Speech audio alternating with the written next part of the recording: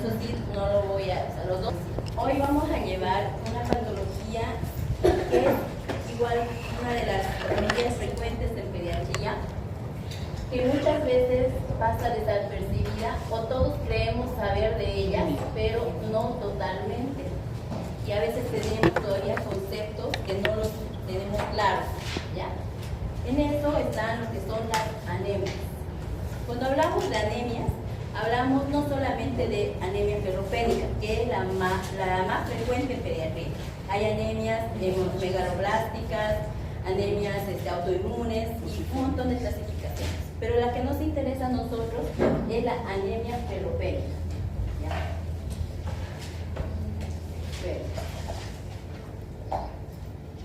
Antes de concluir a esta anemia, antes de definir la anemia ferropénica, vamos a definir qué es una anemia. ¿Qué es anemia para ustedes? La falta de hierro. Falta de hierro, ¿ya? ¿Qué más puede ser? La baja concentración de hemoglobina, doctora. ¿De qué? Disminución de la hemoglobina. La OMS a la anemia la clasifica, la define como una disminución del valor de la hemoglobina en -2 desviación estándar de acuerdo al peso y a la edad del paciente. Esa es la definición exacta de anemia pulmonar.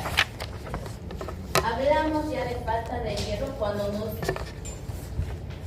empezamos o estamos hablando de anemia ferropénica.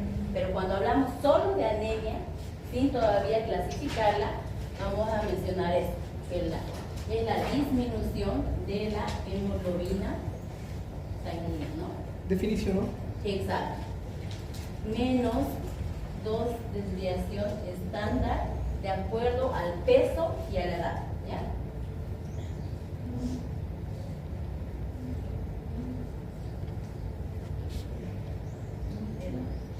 ¿Qué significa esto, desviación estándar? ¿Alguna vez han escuchado? ¿O a qué se imaginan cuando yo hablo de eso? Eso hablamos mucho de lo que es de nutrición, las tablas, igual ahí, ¿no? Desviación estándar, menos tercer percentil, menos décimo percentil. Acá igual lo mismo, son tablas predeterminadas que cada país tiene con valores ya estándares. Por eso se dice -2 desviación estándar de acuerdo al peso y a la edad de esa región, de ese paciente. Es decir, que un paciente, por ejemplo, que tenga 2 meses, que sea prematuro, el valor de hemoglobina, que puede ser para él anemia, para otro bebé que sea a término, pero que tenga igual 2 meses, puede que no sea anemia. ¿Ya? Por el mismo valor de hemoglobina. Entonces, por eso es importante saber el peso y la edad gestacional o la edad del paciente. ¿Ya? Y nosotros lo vamos a ir viendo, ahorita que desarrollemos qué importancia es los antecedentes para nosotros determinar esto. ¿Ya? Pero para que no nos hagamos tanto lío con esto, porque a veces no tenemos las tablas o no lo tenemos, ¿qué es lo que vamos a tomar en cuenta? El valor de hemoglobina, que sea más fácil, ¿no? Entonces, por anemia vemos esta definición, pero cuando ya hablamos de anemia ferropénica, acá aparte de haber ya la disminución de la hemoglobina, esta va a ser causada por déficit de hierro, ¿no? Esa es su característica.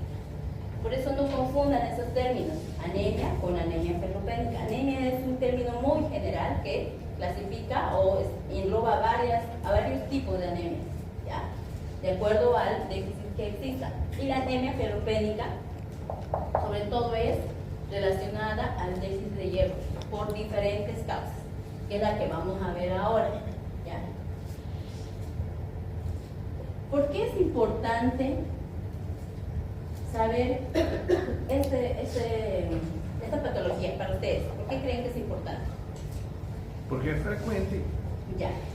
Para Se dice saber que tratar. el 70% de los pacientes pediátricos menores de 5 años, a término, algunos incluso sin factor de riesgo, pueden llegar a tener anemia ferropénica durante los 2 primeros años de vida. Sobre todo si hay algún factor que lo vaya a agravar en el transcurso de su crecimiento. Sí. Por eso es importante. Y a veces, y también últimamente lo relacionan todo con la estimulación neurológica, en el sentido de la oxigenación. No tanto la oxigenación, es un poquito más bioquímico, donde estimula la parte cognitiva del paciente. Por eso esos pacientes, a la larga, a los 2-3 años pueden estar con anemia ferropénica, y a los 5-6 años que ingresan al ámbito escolar, empiezan con déficit en atención, empiezan con a veces retardo para aprender las cosas, o sea, les cuesta. Los niños generalmente ya tienen con esta necesidad. Por eso es importante en el primer año de vida, entre el primero a segundo año de vida, a todo paciente pediátrico se haga un hemograma de manera rutinaria. Ese hemograma, ¿qué nos va a permitir? Ese hemograma nos va a permitir identificar esos valores de hemoglobina que estamos mencionando nosotros. Pero no solamente tenemos que ver los valores de hemoglobina. Para nosotros determinar si es una anemia ferropénica, realmente, ¿qué más tendríamos que ver? ¿Qué otra característica? Aparte del déficit de hierro, ¿qué otra característica tiene la anemia ferropénica? Su coloración. Ya, ¿cómo es la coloración? ¿Aumentada o disminuida? Disminuye. Entonces, ¿cómo se llama eso? Palidez. Es hipocromía, ¿ven? Hipocrómica. Déficit de hierro tiene que ser hipocrómica. ¿Y la otra característica? Lo mismo que estaba diciendo, el color y el tamaño. Microcítica. Exactamente. Si ustedes están sospechando de una anemia o simplemente han hecho un screening a un paciente que ha venido a consulta, ya tiene 1 año a 2 años, y le han pedido un hemograma, ven que su hemoglobina está por debajo del valor normal para su edad, lo otro que tienen que ver si es hipocrómica o microcítica. Si es hipocrómica microcítica, estamos hablando de una anemia ferropénica. Pero si esto está normal, busquen otro tipo de anemias o busquen otro tipo de patología. ¿Ya? Entonces, estas 3 cosas son importantes para nosotros hablar de anemia ferropénica. Yo muchas veces coloco en el examen a veces concepto o características de anemia ferropénica. Le pongo, digamos, hipocrómica normocítica. ¿Correcto? No. No. Tiene que ser hipocrómica Microcítica. ¿No ves? Sí. Entonces, eso, vayan siempre a tomar en cuenta. ¿Ya? Entonces, ¿hasta acá tienen alguna duda? Entonces, las características serían hipocrómica, microcítica y hemoglobina baja. Claro, es que son las más características de acuerdo al valor de su hemograma que les da, ¿no? En el hemograma, ¿qué características vemos? ¿O qué tipo de celularidad vemos? ¿Cómo? ¿Qué tipo de celularidad vemos en un hemograma cualquiera? ¿De células? Sí, Roja, célula. exactamente. Acá que hay afectación de qué tipo de células. Células rojas. Exactamente.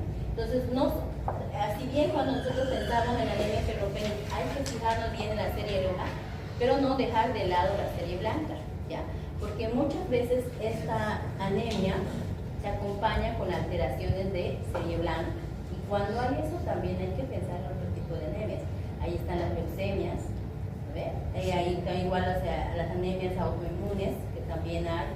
Entonces, por eso es importante definir bien cuáles van a ser nuestras características. Entonces, para nosotros definir igual, otra cosa que tenemos que saber es el valor.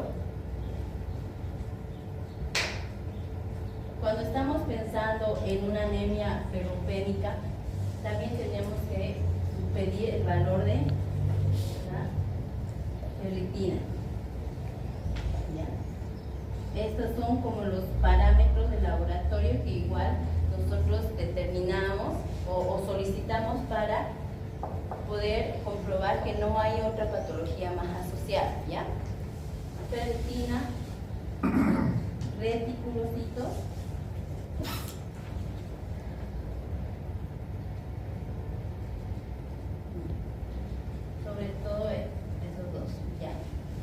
también van a estar igual disminuidos en la anemia ferropénica, ¿ya? Porque generalmente en la anemia, cuando ocurre esta disminución de la hemoglobina se dice que es un detector tardío de una anemia. ¿Qué va a haber? Porque esto ya es el producto final de toda la síntesis para poder llegar a un proceso. Pero ¿cómo nosotros determinamos anticipadamente que se está haciendo, digamos, una anemia ferropénica? Viendo los precursores de la hemoglobina. Entonces hay que ir viendo los reticulocitos, la ferritina sobre todo porque es la parte del sistema de síntesis, pero más que todo los reticulocitos. Si ahí hay disminución o hay cambios en los reticulocitos, nosotros igual decimos que ya puede haber una alteración, ¿ya? Generalmente cuando ya tenemos este valor bajo de la hemoglobina, nosotros ya tenemos que instaurar un tratamiento, no esperar, ¿ya? Y el tratamiento lo vamos a ver más adelante, que son dos tipos de tratamiento, ¿ya? Uno preventivo y uno ya tratamiento terapéutico por anemia establecida. ¿Hasta aquí alguna duda con la definición sobre todo? Estas son las características que tienen que sí o sí verlas en el hemograma. Yo les voy a pasar de todas maneras el valor normal de acuerdo a la edad del paciente. Esta tabla, la verdad, ni yo la manejo. O sea, yo la manejo cuando tengo un paciente, pero no me la sé de memoria. Entonces tampoco voy a pretender que ustedes la sepan. Porque, por ejemplo, hay por edades: paciente prematuro, paciente de 1 a 3 meses, paciente de 3 meses hasta 2 años, de 2 años a 5 y de adolescente hasta 10 años.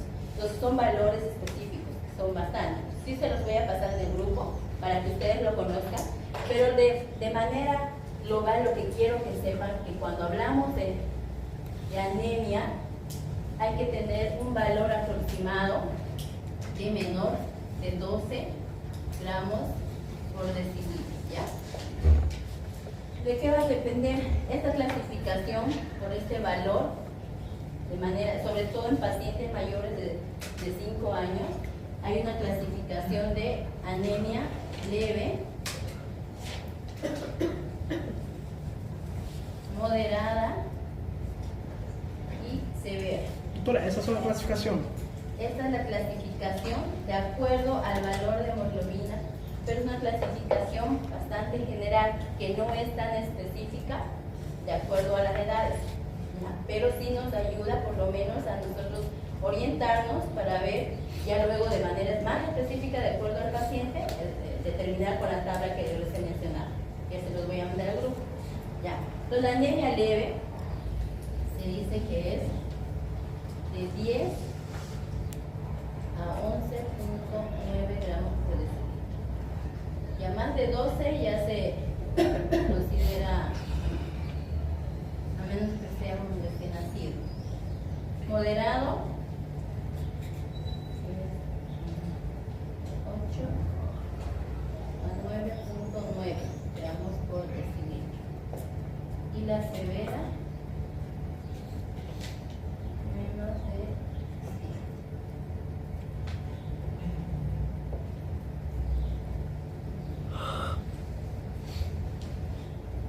Esta es la clasificación que nos va a orientar de manera general, como les digo, sobre todo en niños mayores de 5 años, ¿ya? Escolares y adolescentes. Independente de ser un niño o una niña. Hay cambios, por ejemplo, obviamente los niños tienen 1 gramo más que las niñas, incluso también esto cambia el valor de acuerdo a la latitud donde estamos, no es lo mismo en Santa Cruz que en La Paz, por ejemplo, pero como les digo, para nosotros clasificar o determinar un valor de hemoglobina así específico, hay que tomar en cuenta muchos factores, como les mencioné. Primero, la edad, después el sexo, el lugar donde estamos, ¿ya? Y algún factor de repente de riesgo que pueda determinar. Entonces no es tan fácil decir este tipo de anemia no tiene anemia. Cada paciente vamos a ir identificando según lo que tenga determinado, ¿ya? Pero de manera general estos valores nos ayudan por lo menos a tomar una conducta en el momento que nosotros lo tengamos en primera línea. Este paciente que llega a consulta de medicina general o llega a ambulatorio en primer nivel, no tenemos que dejar escapar. Un paciente que tenga 8 o 9 de hemoglobina, no lo dejen. Ya saben que está en el rango moderado, puede que sea un recién nacido o puede que sea un lactante, pero nosotros ya sabemos que hay algún riesgo. Entonces ya tenemos que estar más pendientes de este paciente. ¿Ya? A eso nos ayuda a realizar estos valores. No son específicos, si les estoy diciendo, ¿no? Siempre va a depender de la edad y del sexo. ¿Okay? Ahora, vamos a lo siguiente. Hay una transición entre, por ejemplo, un lactante, si yo les digo un lactante de 2 meses de edad, que fue a término, pero que tiene un valor de hemoglobina de 10. ¿Creen que está con anemia? 2 meses de edad. Está leve, ¿no? A término, Com 10 de hemoglobina. con 10 de hemoglobina. Creo que está bien, ¿no, doutora? ¿Por qué está bien para ti?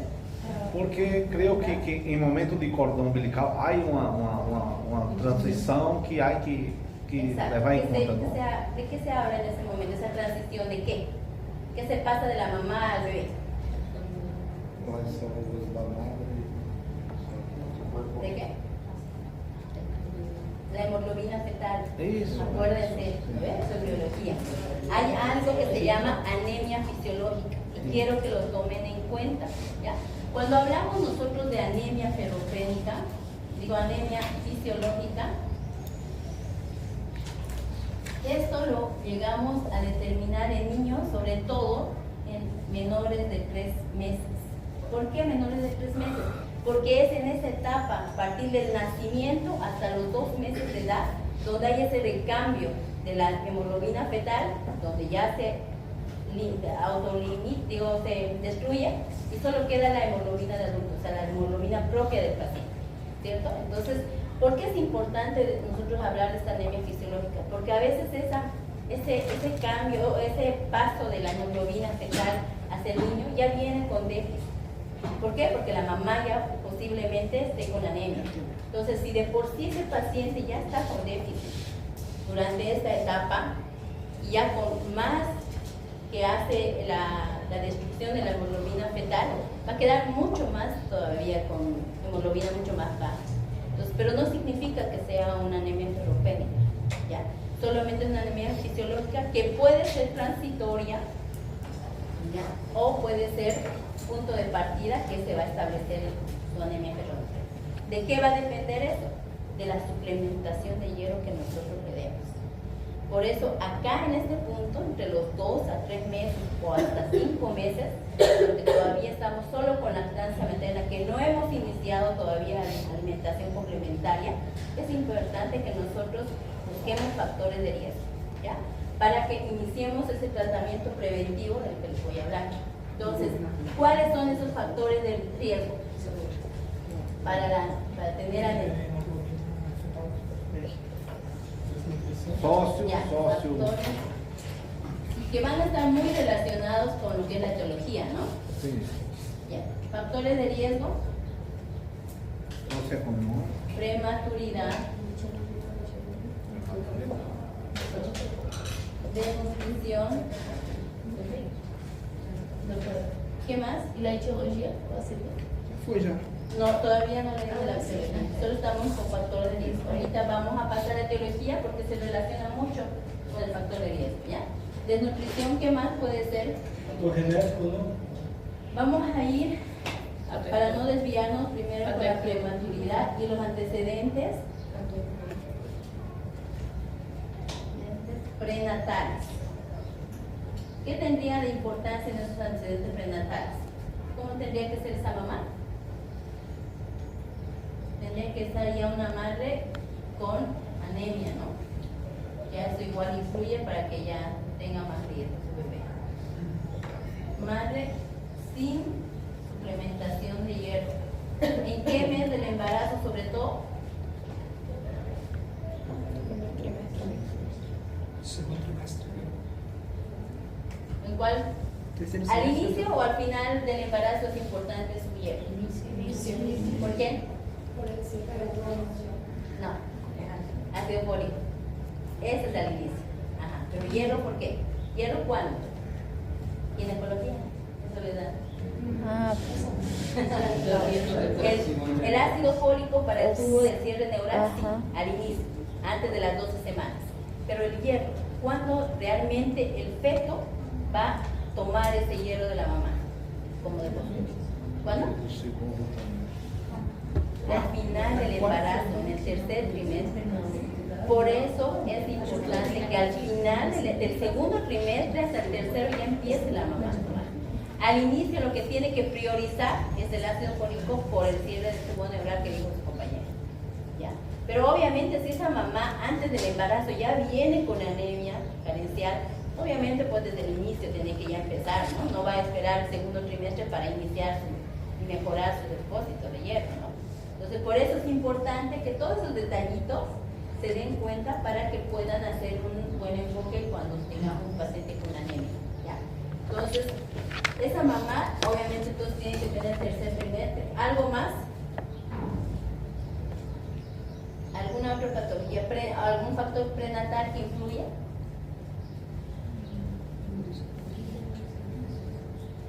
Igual, aparte de esto, igual una madre que sea desnutrida, ¿no? Obviamente, también. Ahí ya también sabemos que desnutrida o que sea multípara. Esas mamás generalmente que tienen como que al año ya vienen con sus carencias, ¿no? Entonces obviamente igual eso influye. Ya. Prematuridad, nutrición, alteraciones. ¿Y qué otro factor de riesgo puede ser? Ya relacionado con el bebé. ¿Dónde se absorbe el hierro? Em alimentação, não alimentação. Claro, se ingiere a través de los alimentos, se absorbe en qué nivel del tubo digestivo.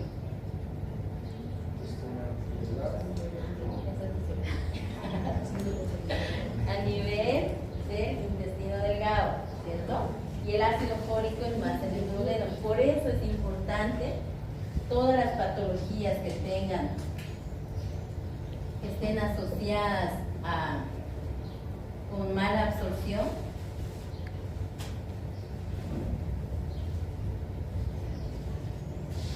obviamente van a producir a la larga anemia ferropénica, ¿no? Ahora sí nos vamos a la etiología.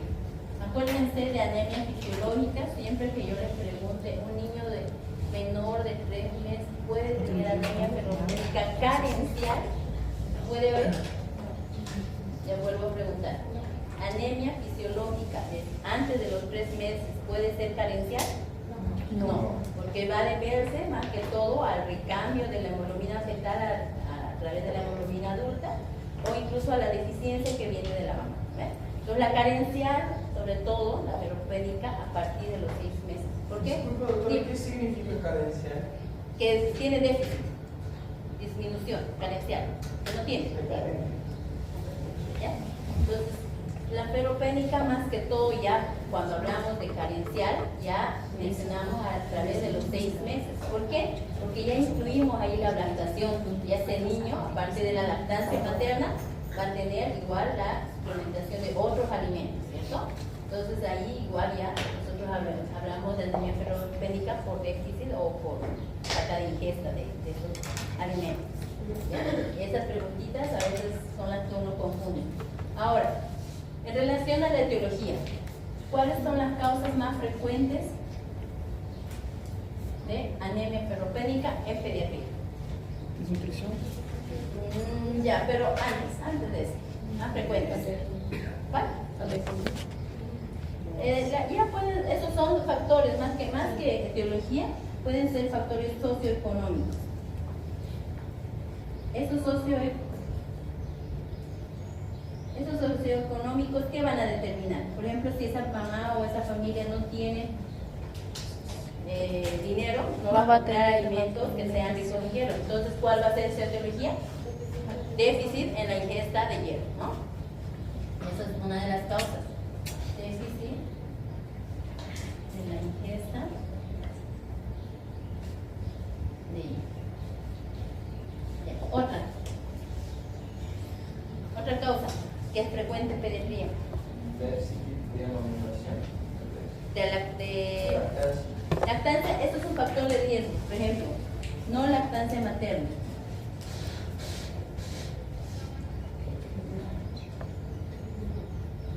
Eso va a determinar igual, esta lactancia, que el paciente no reciba lactancia materna, igual va a determinar un déficit igual, pero no es una etiología, no es una causa.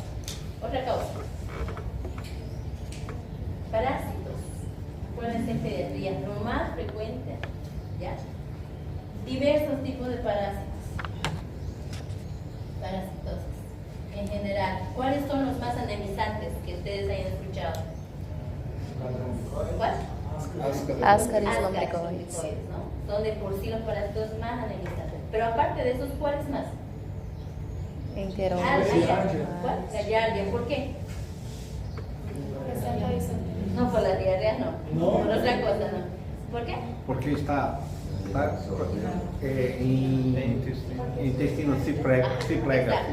Porque afecta la parte del intestino delgado, disminuyendo la absorción. Sí. No porque se coman las hemorroides, Y vos de los no, tecidos, ¿no? disminuye la absorción. Entonces nos produce igual a la larga una anemia enteropénica. ¿Ok? Otro tipo de parásito. ¿Cuál es más? Ya dijeron dos. Una más. A pichinha, a miudinha. ¿Cuál? No. Não, a pequenininha. Una larga. Atenia, é a atenia solitária. Atenia solitaria. Si bien no es tan frecuente, pero es igual, una de las que igual produce anemia, ¿no? Es así por los sangrados, ¿no? Ya, entonces, ok. Parásitos. ¿Cuál más? Otra causa. Otra causa, ¿qué más? Ahí ya vayamos a algo más. Infecção também. Infecciones frecuentes.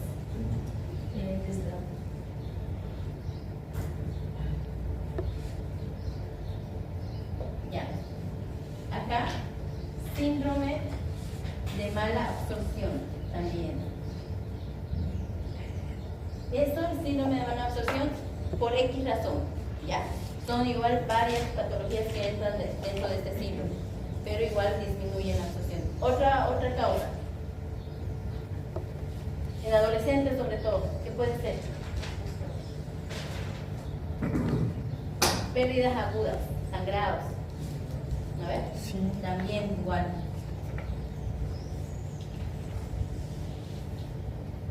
Calma, Acuérdense que Essas pérdidas agudas por trauma? puede ser, pero esto no es tanto una ferropénica, ¿ya? Porque es algo en el tiempo, es más rápido. En cambio, las otras pérdidas, por ejemplo, por menstruaciones abundantes en las adolescentes, sobre todo en las niñas, de larga data, pueden llegar. ¿Qué pasa? Que con estas pacientes va a haber dos diferencias. Una, con esa paciente que es crónica, no va a tener sintomatología hemodinámica. A mucho puede estar taquicárdica, pero no va a tener hipotensión, no va a estar con dificultad respiratoria, pálida de repente, pero más nada. Pero si hay una paciente que tiene una pérdida aguda por un trauma o por una hemorragia X, de cualquier causa, ahí esa paciente sí puede llegarnos a shock, ¿no? Entonces, eso igual determina muchas veces en la conducta cuándo decidimos transmitir y cuándo no. Ya más adelante igual vamos a hablar de eso. Ya. Aparte de esto, ¿qué otra causa? ¿Qué más? Doutora, la formación, la baja formación de glóbulos rojos. Sí, pero ya eso es otro tipo de anemia. Ya puede ser la falciforme, no necesariamente la ferropénica. Estas son las causas más frecuentes en pediatría. Sí, tienen otras muchas más causas, pero estas sí no se pueden olvidar, que son las que a diario nosotros lo vemos. ¿Okay? Sobre todo déficit en la ingesta de hierro, eso es sobre todo porque no consume los alimentos que contengan hierro. Parasitosis no se pueden olvidar. Cuando yo les pida causas de anemia, me tienen que mencionar eso. ¿Ya? Infecciones frecuentes, cualquier tipo de infección frecuente que igual produzca la inadecuada absorción del hierro. Y los síndromes de mala absorción, que pueden ser diferentes patologías y pérdidas agudas que pueden ser sobre todo en adolescentes y en mujeres. ¿Ya? Ahora sí, después de la etiología vamos al cuadro clínico.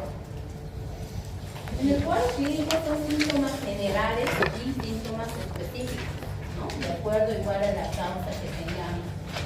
Pero todos alguna vez hemos visto una anemia o hemos tratado, o por lo menos hemos leído algo de la anemia. Los síntomas más característicos, ¿cuáles son?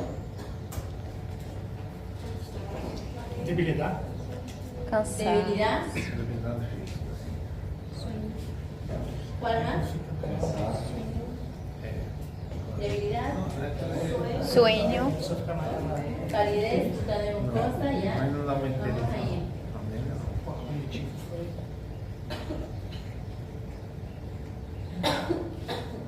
Ya, vamos a ir. Acuérdense que cuando yo hablo de cuadro clínico siempre hay síntomas y signos, ¿no? Entonces, dentro de los síntomas, debilidad, ¿qué más? ¿Cómo? Falta de apetito, sí, como adinamia puede ser igual. Adinamia vamos a colocar. Pica também, doutora? Ya, pica. ¿Qué es la pica? Pica é a necessidade de comer coisas que não Que são... no sean alimentos, Nossa, ¿no? fui buscar Por essa muito ejemplo, longe. hielo, puede ser tierra, ¿no? Tierra. E a doutora Brenda vivia falando isso. Qual é a segunda? Esta, adinamia, Ah, gracias. ese paciente así, hipoactivo, cansado, que siempre está. ¿Qué más? Vamos a comenzar de la Doutora, cabeza. este síntoma y signo, como Ah, sí, estos son signos, digo síntomas y estos signos, más o menos lo que el paciente refiere o lo que nosotros vemos en el paciente. Vamos a empezar del cabello. ¿Qué hay en el cabello? ¿Qué se produce cuando hay anemia? Alopecia no. No, fragilidad. ¿Ya? Eso. Fragilidad. Fragilidad. Alopecia. Que nome. E fica Que mais? vermelho de nutrição, né? ¿Qué más hay? Estamos ya en cabeza, en los ojos o en la cara, ya hay la palidez, ¿no? Palidez está en mucosa. ¿Qué más? Que podemos verlo en la conjuntiva ocular o lo podemos ver en la mucosa oral, con la palidez. Hipocorada. Não. Quando está hipocorada é outro nome? No. Está descorada, assim, quando está... Por eso la palidez. Não, na mucosa. Por eso, hipocoloreada. Aham. Ah, pero ahí por eso la palidez. Ah, verdade. Ya. ¿Qué más? Não dá mais nada. ¿Algo más? Acá, sueño exagerado. Aline. Ué. ¿Qué más?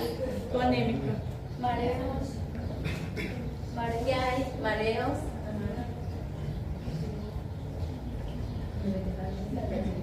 ¿Qué más? Acá cuando ya estamos, por ejemplo, en tórax, ¿qué podemos ver? Si hay anemia. Cuando examinamos tórax. ¿Qué examinamos en tórax? Parte pulmonar ¿Cuál? y cardíaca, ¿verdad? En la cardíaca, ¿qué examinamos? Da frequência, los Frecuencia latidos. cardíaca, ¿no? Ujú. ¿Qué va a haber cuando hay anemia? Elevada. Va a estar con taquicardia, ¿no? Esa taquicardia a veces no siempre tiene que ser que produzca algún tipo de malestar en el paciente. A veces es tan crónica que es permisible con el paciente. El paciente está tranquilo jugando y usted lo escucha y está taquicardia. ¿Ya? Y su tensión puede estar todavía normal. Ya su organismo se ha adaptado a ese valor, digamos. ¿Qué más? Ya en etapas agudas puede haber, pero generalmente en esa anemia ferropénica así de larga data no. ¿Ya? Taquicardia es lo que más puede haber. ¿Qué más puede haber?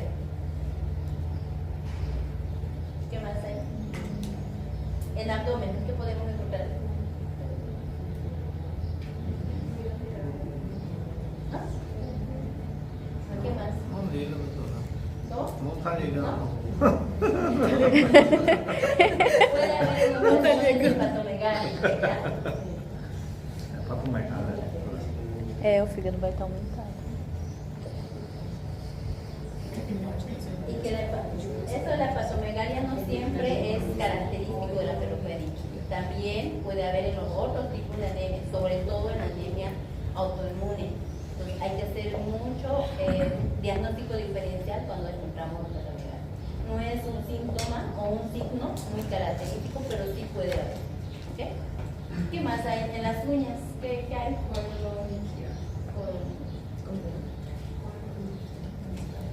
Sempre dificultad escrever esse nome aí. ¿Qué significa la coloniquia? Como a coloniquia. Fragilidad de las uñas. Exacto, y también que se ven como aplanaditas, ¿no? Es igual, y eso también hay que ver. ¿Dime? Coloniquia. Coloniquia. Ya. ¿Qué más? ¿Qué más nos estamos olvidando acá? Irritabilidad. ¿De qué? Irritabilidad. Irritabilidad casi en lo último, ¿no? Puede haber irritabilidad, pero más que todo, esa irritabilidad ya es cuando hay algo más asociado, ¿ya? Pero esto es lo característico de acá. Por eso, como les digo, la anemia no es un cuadro muy específico, son síntomas generales que nos hacen sospechar, ¿sí? Ya cuando hay una anemia ferropénica establecida, generalmente de moderada a severa, recién vemos a veces estos signos. Al inicio de una anemia leve, lo que más vamos a ver va a ser debilidad, de repente pica o sueño exagerado, pero más nada. ¿Ya?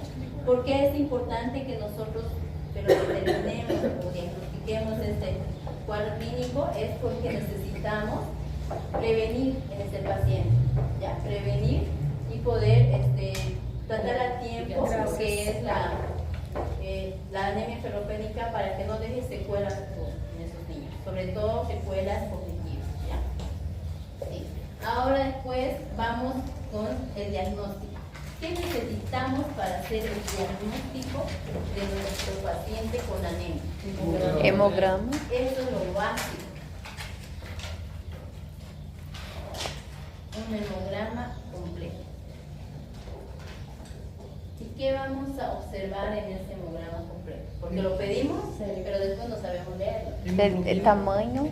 Color. Tenemos que ver la hemoglobina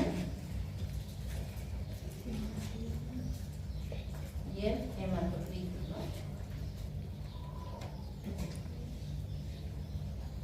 Los valores van a venir en gramos por decilitro y esto en porcentaje, ¿no?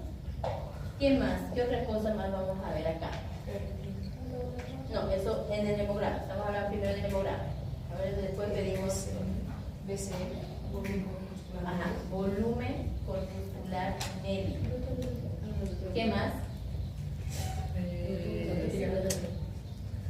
O médico é outro, né? É o M. Hemoglobina corpuscular medio. Concentración de hemoglobina. Concentración de hemoglobina medio. E aí, outro? Está claro de lo que me estaba. Hemoglobina corpuscular medio. Ahora ya no estoy confiando. E aí, outro? Ya, esto es todo lo que es la serie roja. Obviamente, cuando nosotros pedimos un hemograma completo, hay que ver cómo están los leucocitos, hay que ver cómo están los monocitos, hay que ver los linfocitos y hay que ver los segmentados. Y obviamente las plaquetas, ¿no? Que forman parte. Nesse caso, hematocrito seria praticamente o mesmo valor que em uma pessoa adulta, não? No, esto va a estar igual relacionado con la hemoglobina, ¿ya? Sobre todo esto para ver si no está hemoconcentrado o no. Pero obviamente el valor más importante acá es la hemoglobina. Pero eso no determina más que todo si está hemoconcentrado o está hemodiluido. ¿Ya? Ajá, pero es igual, similar. Então você tem que levar em conta ainda, porque tanto, doutora, ¿Cómo? o que há que levar em conta ainda, fora esses quatro, Con estos cuatro. sim, fora este, Aparte de eso. a parte. Aparte de esto, solamente hay que ver obviamente la parte la serie blanca. Sí. ¿Cuáles son las series blancas? Neutrófilos, linfócitos. Con su diferencial, ¿no? Los leucocitos, su diferencial, ¿cuáles son? Segmentados, linfocitos, monocitos, eosinófilos y a veces células inmaduras, ¿no? Que son los blastos o los callados. Eso es pregunta de examen de grado, les digo. Les pregunta, ¿qué ven ustedes en un hemograma? Y eso tienen que saber serie blanca, serie roja, qué incluye cada uno. Aparte de la serie blanca, ¿qué también se tiene que ver? Las plaquetas.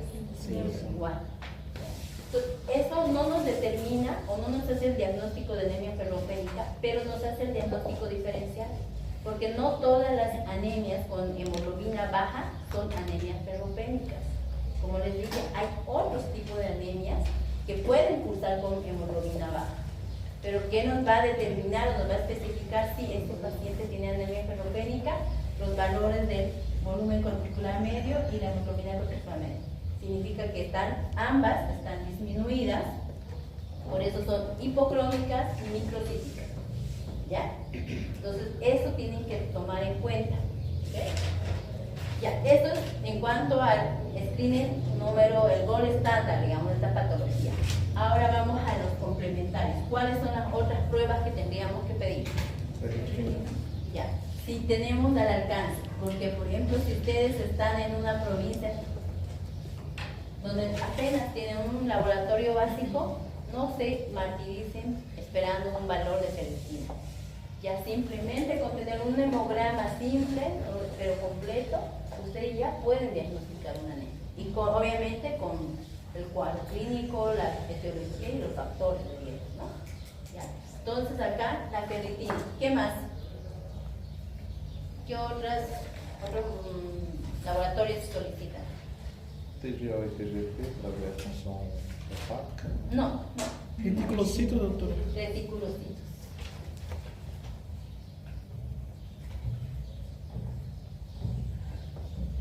Acá en la anemia no necesitamos muchos laboratorios, ¿ya? Incluso solo con estos tres ya tenemos. Ahora nosotros solicitamos más cosas cuando ya estamos pensando en otras patologías. ¿Ya? Ahora sí nos vamos al tratamiento. Tratamiento, chicos, tratamiento. Si ustedes, yo les pido laboratorio que se indica para el diagnóstico de anemia ferropénica, ¿cuál me coloco? Yo les pongo las tres opciones.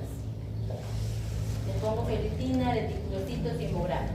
¿Qué me preguntó? Laboratorio que se indica inicial en una anemia ferropénica. Es ahí, doctor. Hemograma, ¿no? Espero que no me pongan ferritina. No, sí, pero si queremos. Hemograma, inicio. Y a los otros dos son complementarios. Sí. Ya, si no los tenemos, con el hemograma ya se puede. Sí, doctora. ¿Ok? Vamos con tratamiento. É pra colocar essa pergunta, né, então? É pra colocar essa pergunta, né? Tratamiento, les dije que vamos a tomar en cuenta dos aspectos, ¿ve? Uno que es preventivo y el otro es terapéutico. ¿Qué significa esto? ¿Por qué utilizo estos dos términos acá? Que no los había utilizado en las otras patologías que habíamos dado. ¿Por qué? Preventivo para evitar, ¿no? Para no llegar a una... Claro, no llega. por todos los factores que les Son he anemias mencionado. hemolíticas. Desde el nacimiento ya tenemos esa tendencia a hacer anemia. Y de repente, incluso acá, sobre todo acá en Bolivia, por el factor socioeconómico, muchas veces tenemos población materna ya con déficit de hierro, o sea, con anemia ferropénica. Entonces, si ya sabemos esos datos, entonces ya podemos hacer el tratamiento preventivo. Y es ahí donde tenemos que ser lo más importante. ¿Ya? ¿Con qué hacemos ese tratamiento preventivo? ¿Cuál es el medicamento de elección? De elección, suplementación de hierro. Ya, pero ¿con qué medicamento?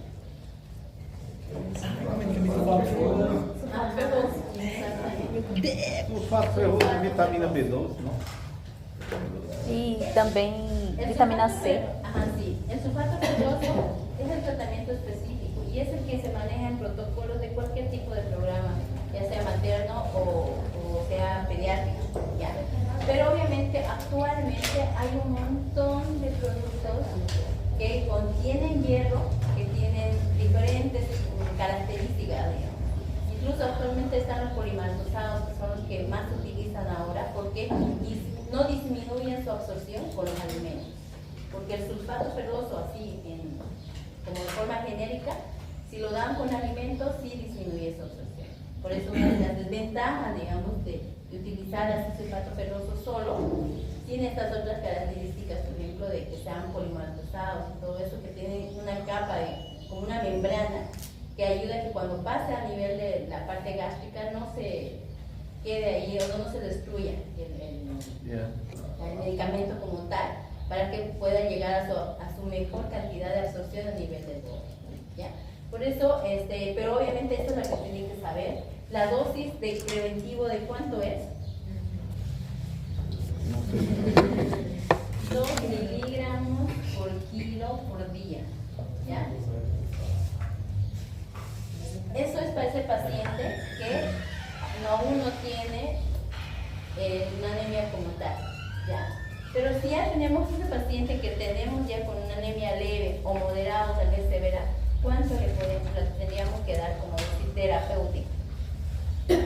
¿Saben por qué es 2 miligramos por kilo por día? ¿Lo sé? ¿Por qué es ese valor? ¿Cuánto es la necesidad diaria de hierro? 2 miligramos. Eso. 2 miligramos. 2 miligramos por kilo día. Por eso es que le damos esta cantidad. ¿Ya? Entonces, en la terapéutica, ¿cuánto es? Manejamos valores de 3 a 5 miligramos por kilo por día. Terapêutico todavía. ¿Ya?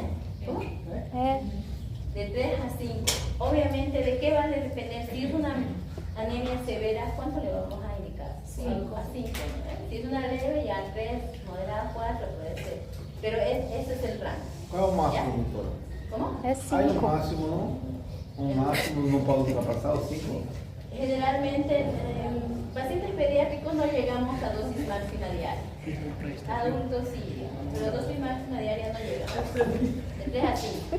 Pero máximo debe ser calculado a 8 miligramos. Aumenta lá. No pidan más que deberían pensar eso. Ok, este es el sulfato ferroso. ¿Asociado con qué tenemos que darle si no tenemos el polimaltosado, como les dije, o los otros tipos de hierro? ¿Asociado con qué otro producto? Vitamina C, Vitamina C. ¿Por qué? porque ajuda na absorção.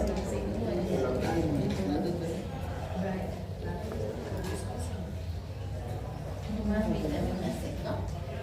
O aparte, si no tenemos vitamina C, ¿con qué le podemos decir a la mamá que le puede dar su hierro? ¿Con qué? Exactamente, jugo de naranja o algún alimento cítrico, ¿no? Que sea rico en vitamina C. Aparte del jugo de naranja, también la frutilla, jugo de frutilla, también igual. ¿Ya? ¿Qué tenemos que evitar? Con leche no, sin leche. ¿Qué es que tenemos que evitar cuando damos hierro? O sea, sea, digamos, la ingesta simultánea con sulfato de hierro, ¿con qué otros alimentos? Que devemos ¿Puede tomar? evitar Que no puede com tomar. leche. Ajá, con leche. O sea, la ingesta del hierro, o sea, del sulfato ferroso no puede ser al mismo tiempo que los lácteos. Cualquier tipo de lácteo, no solamente leche materna, digamos, o leche fórmula, sino yogur, otro tipo de productos que tengan, ¿no? Ya. ¿Hasta acá alguna duda? No les voy a complicar más, porque si ustedes me sepan la dosis terapéutica, la dosis de prevención del hierro, Doutora, por quanto tempo? es muy buena pregunta. La duración. La duración de la prevención, del tratamiento preventivo, ¿cuánto tiempo es? 3 meses? Podemos dar hasta 6 meses, ¿ya? De 2 a 6 meses. Quilograma. ¿Y el del terapéutico?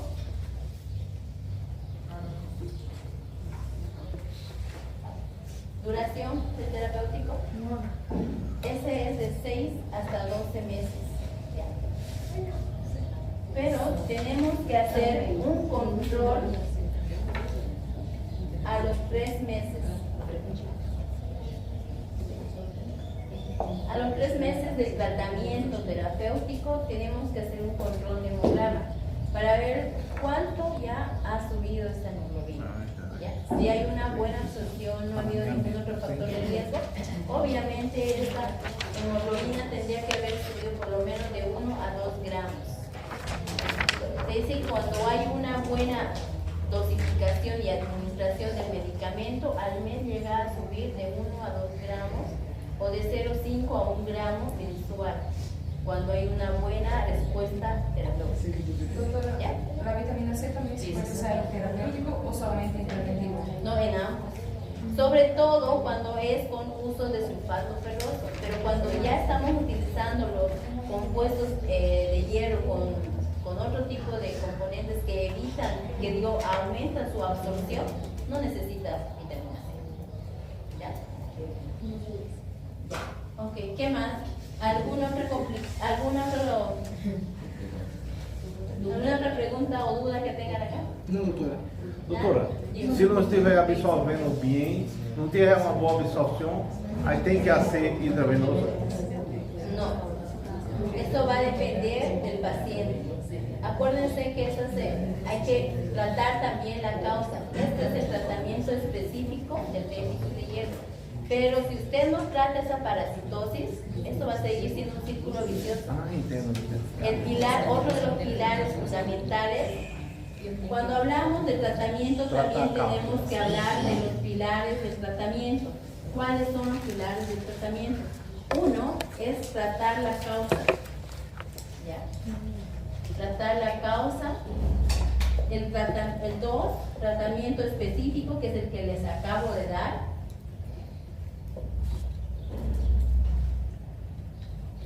Y el tercer pilar y más importante es la educación del paciente. Qual que é o segundo, doutor? Tratamiento específico, que es con el medicamento que yo les di. ¿Ya? Si usted no trata la causa de esa anemia ferropénica, obviamente vamos a seguir, no vamos a resolver. De repente mejorar un poquito el valor, pero ya vamos a continuar como un círculo vicioso. Entonces, el tercer pilar es igual fundamental. La educación del paciente, explicarle bien cuáles son las consecuencias si esa anemia persiste. ¿Ya?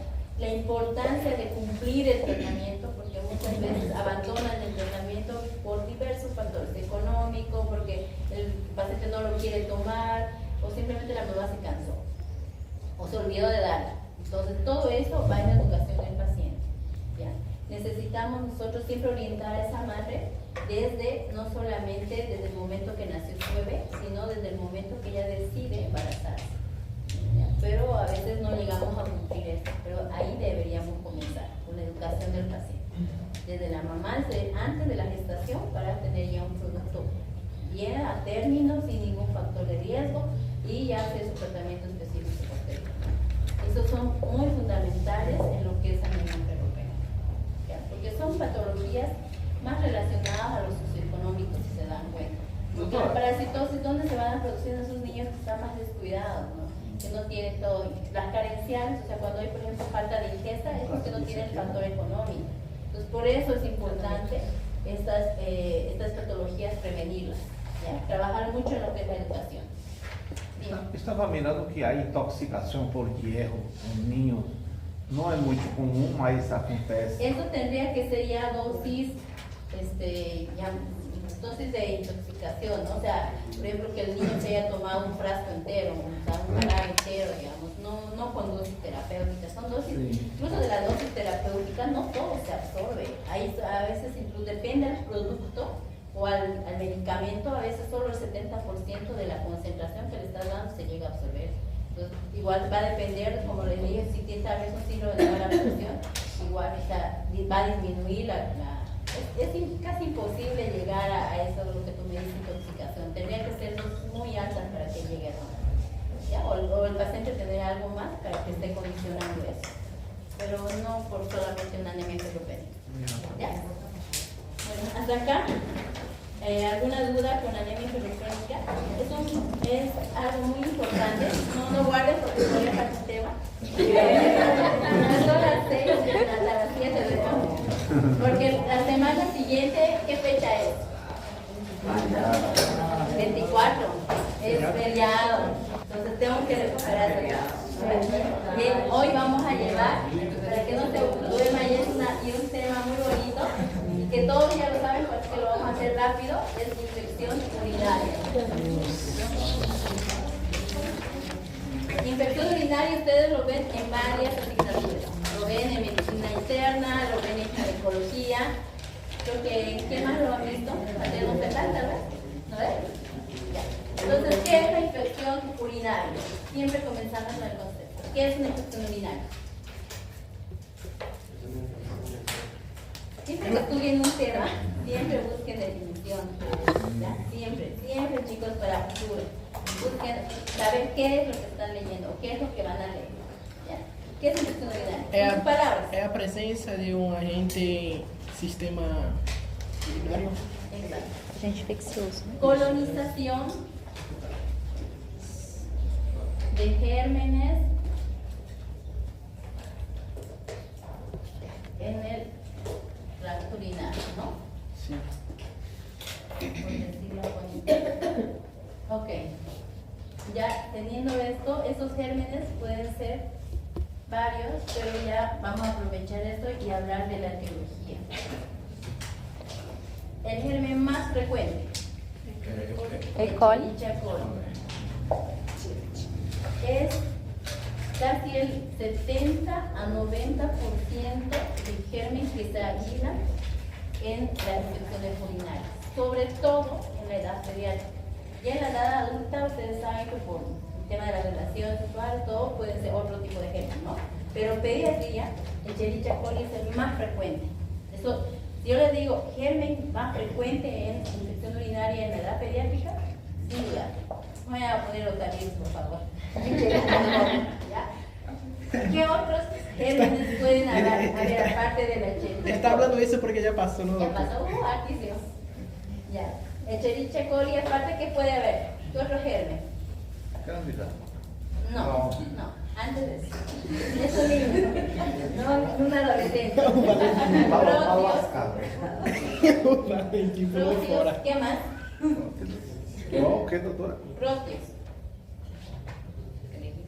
Moraxera, Klebsiella, perdón.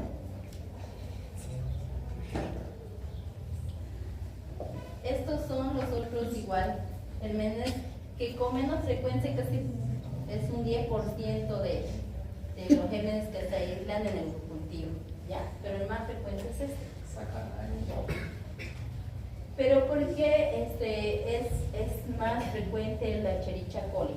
¿Qué le hace? Porque si esto generalmente es una enterohepática, ¿no? O sea, está más en la parte del tubo digestivo, más que en la parte urinaria este germen. ¿Bueno? ¿Por qué es más frecuente?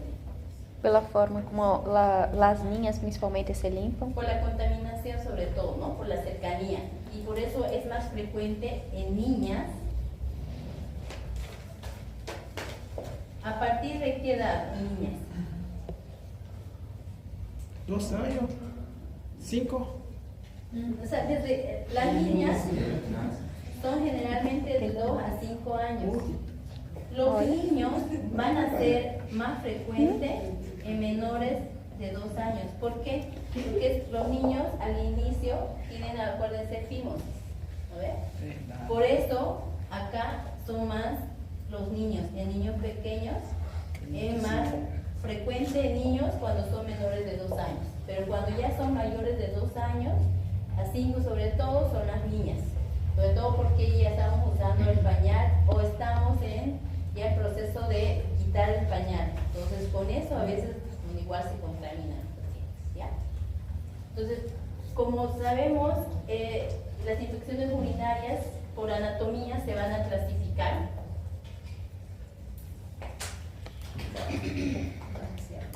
en altas y bajas, ¿no? Esta es la clasificación, digamos, anatómica. Pero cada una va a tener su cuadro clínico o su clasificación clínica. Las altas, ¿qué lo va a caracterizar? En las altas, ¿qué presentación clínica tiene? ¿A qué nivel afecta? De la salud? riñones. Entonces, ¿qué va a haber? Pielonefritis, ¿cierto? Esa es la presentación clínica, ¿ya? O la clasificación clínica. Pielonefritis. Ya. En las bajas puede haber. ¿Qué puede haber? Cistitis, Cistites. uretritis. Ya. ¿Por qué es importante saber esto? Uno, la anatomía para ver si hay alguna malformación o a qué nivel nosotros estamos hablando cuando busquemos causa de la etiología. La presentación clínica para saber sobre todo el tratamiento que vamos a indicar y las posibles complicaciones que puede tener nuestro paciente. ¿Ya? Entonces, estas dos clasificaciones son importantes. De acuerdo a eso, nosotros vamos a tener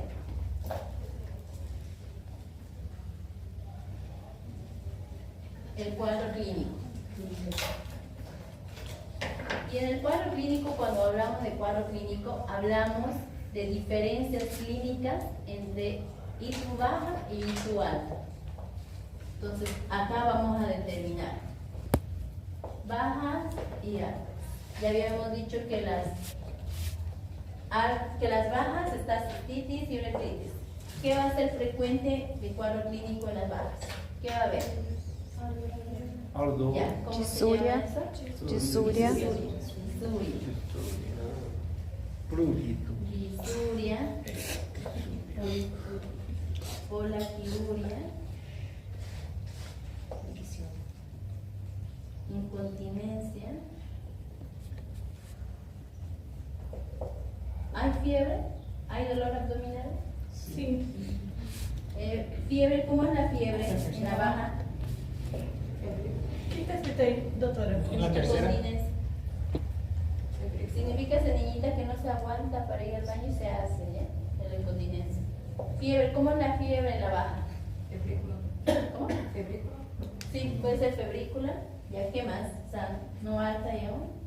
Puede ser febrícula. ¿Qué otra? Es muy intermitente. Esa es la gran diferencia. Cuando hablamos de una pielonefritis, es una niña que no le baja la fiebre. A las 4 horas de 39 llega apenas a 37, 37,5 y está de nuevo 38 y es una fiebre, acá, fiebre alta y continua. Alta y continua.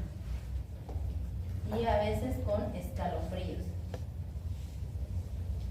En cambio acá es más una febrícula, una fiebre muy intermitente, le puede dar una vez en la tarde, en la noche y ya. ¿Qué más? Si se dan cuenta acá en las bajas son más síntomas locales, más síntomas urinarios específicos. Por lo tanto, acá el cuadro clínico son más que todo en niñas grandes, ¿ya?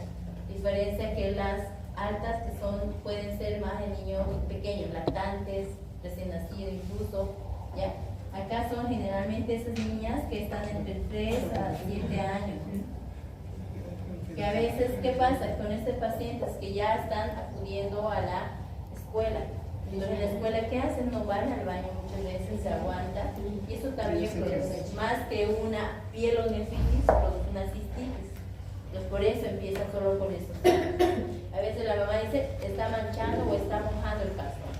Esos son síntomas súper. Ahí piensen, sin tener incluso un ego, piensen ya en una infección urinaria. ¿Okay? Y en cambio en las altas, ¿qué es lo característico? Cuando ya hay afectación, que es una pielonefritis, afectación superior, ¿qué es lo característico? Es un cuadro un poco más séptico, más grave, ¿ya? Y el paciente va a estar como tal. Puede tener vómitos, dolor abdominal. Jordan es positivo. Ajá. Puede igual tener signo de Giordano positivo, ¿ya? ¿Qué más?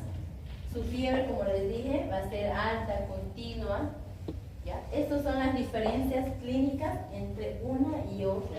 Y ahora vamos a ver las diferencias clínicas, no clínicas, laboratoriales entre una y otra. ¿Ya? Es muy importante. ¿En las Dime. bajas puedes llegar a tener hematuria? Puede tener, de acuerdo, sí. Generalmente la cistitis produce, pero una hematuria marcada, ¿ya? Ahora cuando veamos examen general de orina, vamos a ver cuánto es el valor normal de hemoglobina o de hematíes en orina, ¿ya? Dime. De Giordano. Giordano positivo. ¿Qué más puede haber en las... Estos son síntomas generales, pero cuando se trata acá en las altas de un recién nacido o lactante, hay algo muy característico. ¿Qué hay? ¿Te imaginas? Algo que la mamá a veces con eso llega y todavía de repente no está con fiebre, pero ya empezó. No, esos síntomas disúricos que vemos acá en los lactantes no lo vemos, porque no son, como le digo, cuadros más sépticos. Rechazo a la alimentación. Es el niño que no quiere comer y no hay una causa aparente.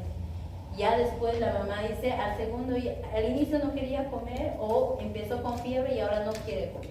O empezó con vómito, luego está con náuseas y no hay inapetencia. Entonces, pacientes que tengan así, sobre todo lactante, o sea, recién nacido, que ustedes lo examinen, que no hay nada pulmonar, no hay nada cardíaco, no hay nada gastrointestinal, piensen en una infección urinaria.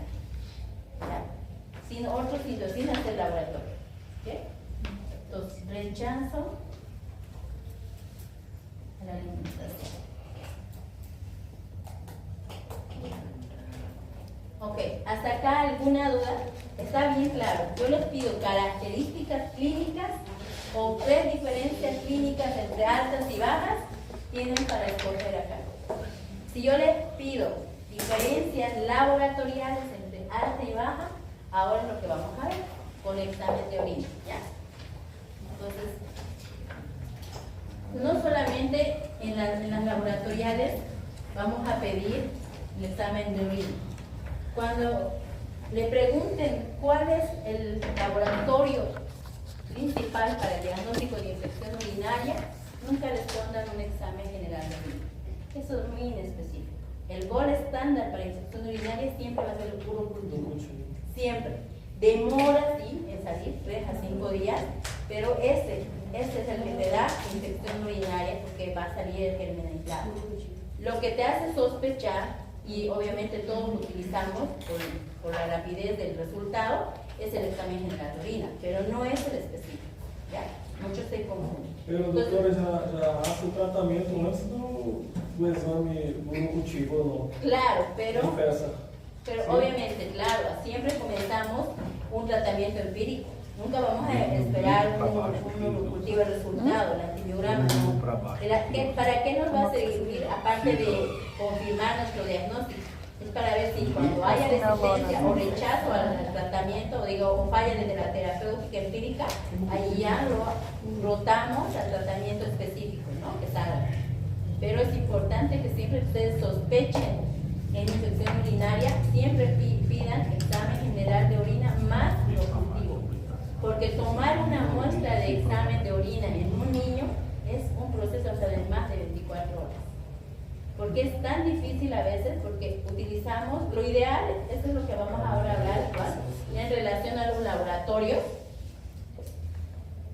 En relación a los laboratorios, uno de los que más utilizamos es el examen general de orina, ¿cierto? Pero este examen general de orina tiene que tener ciertas características para ser realmente un resultado confiable. Entonces, ¿cuál debe ser esa característica? ¿Cómo debe ser tomada esa muestra de orina para que sea un examen confiable? Previo aseo, ¿qué más? Segundo chorro. Previo aseo, segundo chorro, ¿qué más? Y la primera orina del día. Ya puede ser matutina. ¿Qué más? ¿Qué más? ¿Qué más tendría que ser? El tiempo de toma y de entrega al laboratorio, menor a 1 hora. Lo ideal es 30 minutos, pero menor a 1 hora. A veces la mamá viene, tengo este examen, esta muestra de la mañana y lo quiere entregar en la noche. No, eso ya está contaminado. El tiempo de entrega, ¿no? Tiempo de toma de muestra y entrega. Ya. Teniendo en cuenta todo esto, ¿se imaginan en una niña de 3 meses cómo es tomar esto? No le van a decir segundo chorro. Por eso es importante, por eso no es tan confiable o tan específico el examen general de orina. ¿Ya? Pero obviamente es el que nos ayuda, ¿no? En la sospecha de diagnóstico. Entonces, ¿cuáles son las formas de tomar esa muestra de orina? ¿Cuál sería la más estéril posible? Passagem ¿Qué? de sonda. La punción suprapúbica. Esa es la más específica, la más estéril. Pero obviamente eso es traumático y no lo hacemos. Y eso está descrito, ¿ya? Y lo otro es el cateterismo. Pero igual incluso el cateterismo también es traumático y también puede tener, a veces si no hacemos una asepsia buena, podemos igual contaminar. Entonces tampoco es tan importante. Y el chorro, que es el que habitualmente hacemos, en niños grandes puede ser fácil, pero en niños pequeños ya van a ver cuando ustedes noten, de verdad que 24 horas, 48 horas la mamá no lo ha logrado tomar. ¿Qué utilizamos en los niños pequeñitos? Y eso quiero que ustedes orienten mucho a las mamás. En los lactantes, en los menores de 1 año, siempre utilizamos las bolsas recolectoras de orina pediátrica, ¿ya? Y eso se coloca igual, sobre todo en las niñas. En los niños es mucho más fácil, ¿no? Se introduce ya el pendecito y es un poco más fácil. Pero en las niñas, por la misma anatomía, es mucho más difícil. Muchas veces se contamina las heces con la orina, o a veces la misma bolsita se queda desviada o algo y perdemos toda la muestra de orina. Entonces hay que explicarle a la mamá que tiene que ser un ambiente donde la bebé se sienta cómoda. El hospital obviamente a veces a ellos los expresan, ¿no? Y si es posible lo podemos mandar a casa para que la mamá lo llegue a tomar, ¿ya? Para que esté más sueltita, incluso sin el pañal, solamente con la bolsita recolectora, y logremos tomar una muestra lo más confiable posible, ¿ya? Una vez que tengamos nuestra muestra, que siempre esa muestra, como les digo, por la misma dificultad de tomarla, siempre envíen examen general de orina más urocultivo. Siempre, mándenla así, no vaya a salir nada más urocultivo, obviamente con antivibrama, ¿no? Eso es lo inicial. Ahora vamos a ver las diferencias que vamos a encontrar en este examen de orina, que nos va a hacer pensar si es alta o baja. ¿Qué vemos en el examen de orina? ¿Qué parámetros?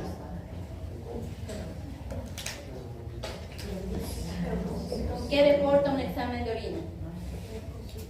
Primero lo macroscópico.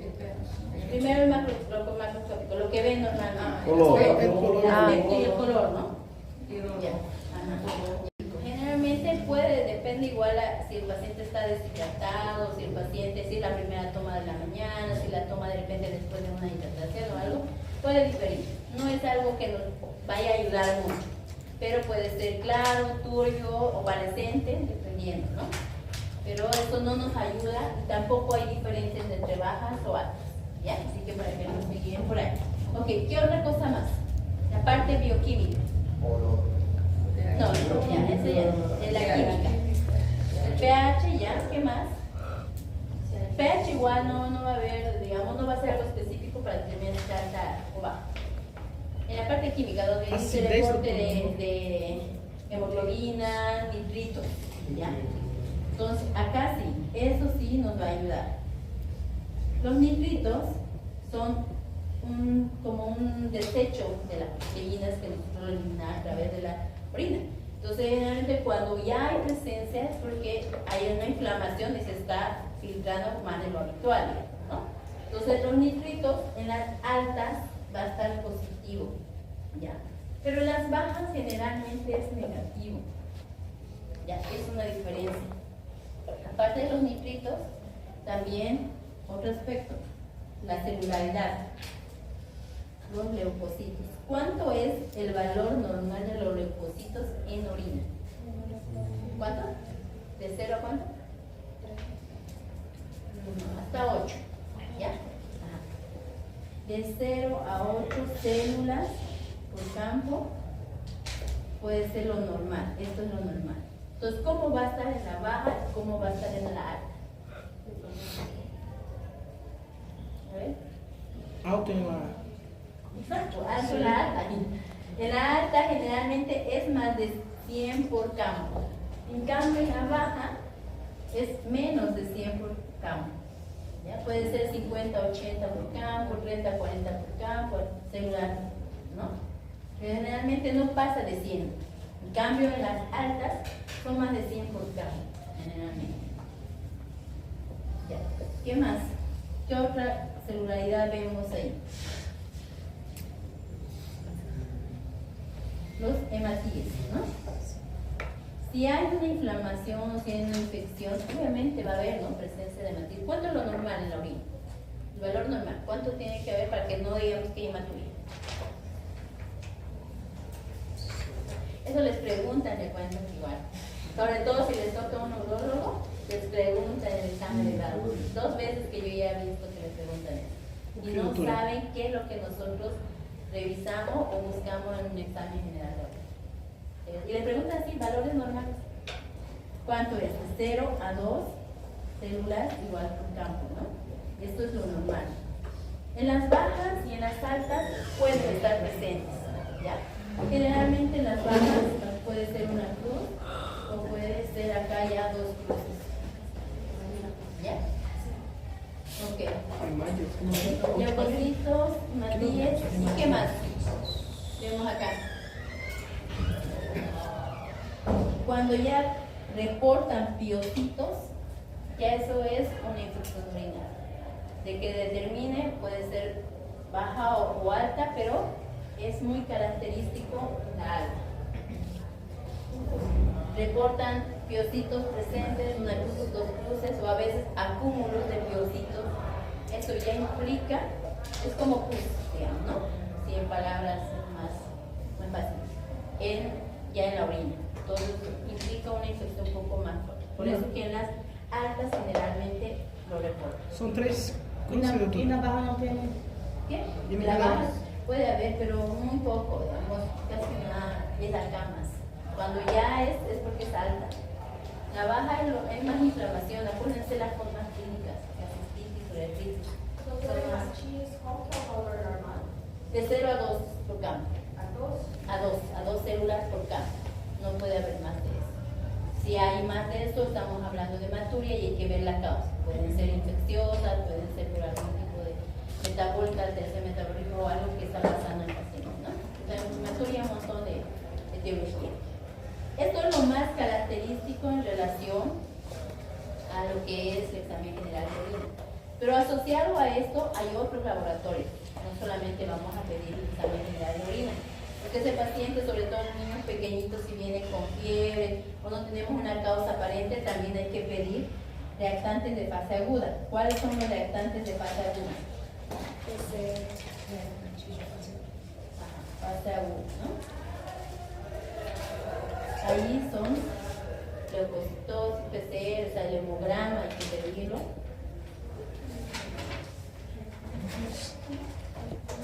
Eso para el diagnóstico. Sí, o sea, esto para ver las diferencias de acuerdo al laboratorio. Vimos la diferencia en relación al examen general de orina que era hasta acá. Ahora, otro de los laboratorios que también podemos solicitar es el hemograma, ¿ya? Y también el PCR. Hay otro que es la procalcitonina, que es mucho más específica todavía, pero no lo tenemos acá en el medio, pero igual se le puede solicitar, ¿ya? ¿Cómo no? Procalcitonina. Entonces, la PCR, ¿cómo va a estar, por ejemplo, en una baja? Generalmente es negativo. En cambio, en la alta es positivo. Y si te lo cuantifica, está a veces de más de 10, 20 milímetros por decilitro. ¿Ya? Isso é Porque PCR. La PCR. PCR es la proteína C reactiva, ¿ya? Que puede ser cualitativa o cuantitativa. Generalmente, y ustedes que pongan negativo en la baja y positivo en la alta, ya. Y en el hemograma, ¿qué va a haber en la baja? Va a ser generalmente un hemograma normal, sin mucha afectación. Acá sí va a haber leucocitosis, que puede ser leucocitosis desde 10.000 hasta 20.000, incluso hasta 25.000, dependiendo del grado de afectación que tenga. Las altas dan un PCR elevadísimo, ¿ya? Y una leucocitosis marcada. Hemos internado a veces pacientes con 25.000 de leucocitos. Y Pelo uma infecção urinária, doutora. es una infección urinaria. Una simple infección urinaria te da una leucocitosis marcada. la fiebre, sobre todo, el proceso es más séptico, ¿no? Sí, porque isso se fosse outra enfermidade já estava séptico, não? No Sí. 25.000. No, pero solo por infecciones urinarias puede dar leucocitosis más que todo. Obviamente acá va a ser linfocitosis o neutropenia. ¿Qué va a haber? O quê? Linfocitosis o neutropenia. Si hay leucocitosis, en el diferencial, ¿cuál va a estar elevado? ¿Cuál? Neutrofilia. Que é bacteriana, Acuérdense que né? neutrofilia es más de infecciones bacterianas. Linfocitosis son infecciones virales. Escherichia coli es una bacteria. ¿Ya? Fíjense por ahí. Acá hay generalmente neutrofilia con a veces desviación a la izquierda, es decir, con células inmaduras. Puede haber callados, blastos. ¿Ya? Eso ya nos habla de algo más séptico. ¿Ok? Esas son las diferencias más significativas, digamos, en relación a los laboratorios. Son preguntas de examen. Ya. Tanto las clínicas como las laboratoriales, ustedes tienen que saber diferenciar una alta de una baja clínicamente y también con laboratorio. ¿Ya? Porque eso nos va a determinar qué tratamiento vamos a seguir. ¿Hasta aquí alguna duda? Doutora, e a procalcitonina? En las bajas negativo o normal y en las altas positivo. Igual tiene el mismo comportamiento de la PCR. Doctor, ¿Ya? de la bacteriana es la neutrofilia y de la viral, ¿cuál es? Linfocitosis. Gracias. Claro que no te dan linfocitosis. Ya, voy a abortar. Vamos a curarnos. Y luego. Ya. Ahora después del cuadro clínico ya el diagnóstico les hablé. El diagnóstico obviamente es el cuadro clínico más el gol estándar que es el cultivo, pero obviamente al inicio tomamos un examen general de orina, ¿no? Más los otros laboratorios. ¿Ya? Ahora, una vez que tengamos diagnosticado, vamos al tratamiento del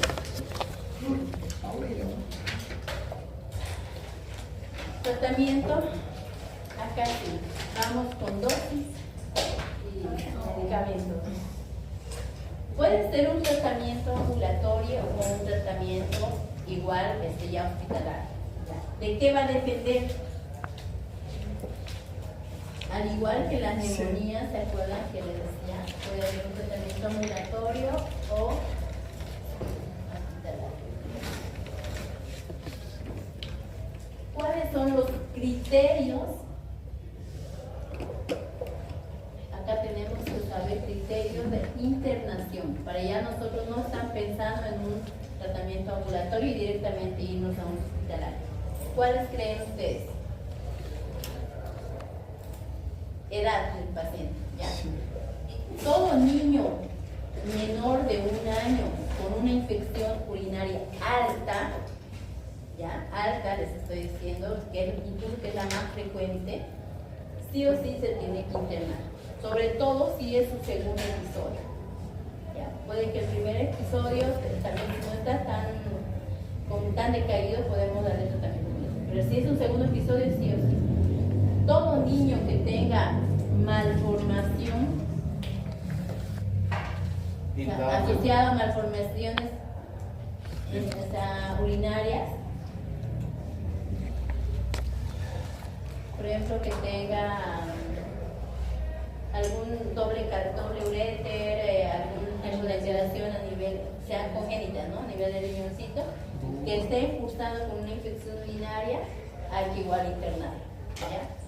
Pacientes con comorbilidades. Malformações o quê? Urinaria. Del tracto urinario. Comorbilidades. ¿Qué significa comorbilidades? ¿Qué tipo de comorbilidades? Obesidad.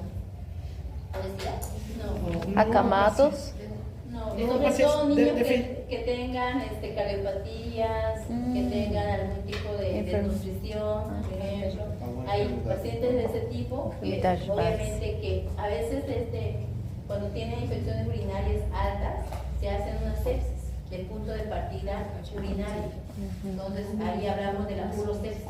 Por eso es importante a estos pacientes tratarlos Todos de os manera pacientes que têm rápida y enfermedades de base. hospitalaria. ¿Ya? Esos son los criterios de internación. ¿Ya? Y las ITUS recurrentes. Paciente que hace un mes vino con una infección urinaria, se le dio el tratamiento, mejoró, pero volvió nuevamente con infección urinaria. Entonces el paciente se tiene que internar y cómo hacer los complementarios buscando la causa, porque no es normal que una bebé, por ejemplo, de menor de 1 año, tenga más de 2 episodios de infección urinaria. O hay una malformación congénita que no la estamos detectando, o hay de repente un mal manejo en cuanto al aseo de la bebé o algún otro factor predisponente, ¿ya? Entonces, igual hay que buscar. ¿Cuándo damos tratamiento ambulatorio? Generalmente en nuestros pacientes de ya mayores de 5 años o que tengan algún tipo de infecciones bajas, cistitis, uretritis, que no sean tan aparatosas. ¿Y qué vamos a utilizar para ese tratamiento? Para ese tratamiento ambulatorio. ¿Cuál es el medicamento en primera línea? Ciprofloxacina. Eso generalmente. ¿Por qué no utilizamos ciprofloxacina en el niño? ¿Por qué ototóxico? No. ¿Cuál es su efecto adverso? Nefrotóxico no. No, tampoco. Actúa a nivel del cartílago del Eso. por lo tanto no se utiliza en niños menores de 10 años, a menos que sea un caso especial. Por ejemplo, un paciente que a todo nos hizo resistencia y el único antibiótico que es sensible es ciprofloxacina. En ese caso sí, porque no tenemos otra opción. Pero si no es tratamiento inicial, ¿ya? Entonces no utilizamos ciprofloxacina adultos. Quítense eso de pediatría, ¿ya? Okay. Entonces, ¿qué utilizamos? ¿Qué utilizamos? Amoxicilina, ácido clavulánico. Eita. É tratamento totalmente diferente. Olha aí. De 50 a 80. ¿Cuánto es la dosis? 50 a 80. Ok, 50 a 80 miligramos por kilo por día y es cada 8 horas. ¿Ya? Ok, ¿qué otro medicamento más? ¿Por cuántos días, doctora? 7. De 7 a 10 días, dependiendo del paciente, ¿no? ¿Eso para el ambulatorio? Es un ambulatorio. Estamos hablando del ambulatorio y estamos hablando generalmente de pacientes que cursen con cistitis, que sean niños mayores, obviamente de 1 año, niños ya más grandes, bueno, 5 o 6 años que vengan, ¿no? Y que no estén obviamente comprometidos, que no tengan fiebres persistentes, que toleren la vía oral, que estén bien clínicamente. ¿Ya? Ok, ¿qué otro medicamento? De repente es resistente a la moxi o es alérgica a la moxi. Eritromicina. Sí, pero no tanto para infecciones urinarias. Tetraciclina. No, tampoco. Está bien inventado. ¿Cuál? Gentamicina. Sí, puede ser la gentamicina o la micacina, ¿ya? Intramuscular, pero generalmente ya no lo estamos utilizando tanto intramuscular. Ha habido muchos efectos locales sobre todo, entonces más lo utilizamos en el ambiente hospitalario. ¿Por qué? Porque ahorita hay un poco de resistencia al amoxicilina, pero hay una buena sensibilidad a la cefalosporina. ¿Y qué es cefalosporina de tercera generación? Vía oral conocemos. No, es desde primera generación. Podemos igual, no, ceftriaxona es de tercera, pero sin venosa, vía oral. Cefalexina es de primera generación. Podemos utilizar, pero ¿cuál es la de tercera generación vía oral? La que siempre estamos utilizando en gastroenteritis. Cefixima. Sí. La cefixima, ya saben, la cefalexina es de 50 miligramos por kilo por día. A minha cefalexina. La cefixima y también está De el 30. ácido 30. nalidíxico. Ela é 30, não? 50. É 50 cefalexina, doutora? Sí, 50. Ah, La 50. cefixima ya saben, ¿cuánto es Pensé que la era 30. cefixima? 8 miligramos kilo día, ¿no?